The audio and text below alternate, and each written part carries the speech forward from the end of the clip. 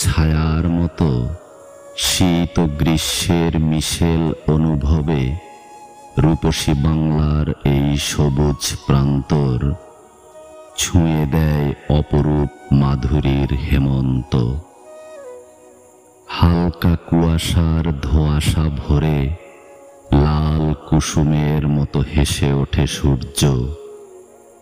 সেই হাসির ঝলকে ঝলমল করে ঘাসের বুকে টলমলে শিশির বিন্দু। কৃষকের দুচোখে নতুন দিনের স্বপ্ন, ঘরে ঘরে পিঠা পায়েসের পড়ে ধুম। নবান্নের বাউল গানের সুরে মাতে রাত, গ্রামে বসে মেলা, বসে নাগর দোলা।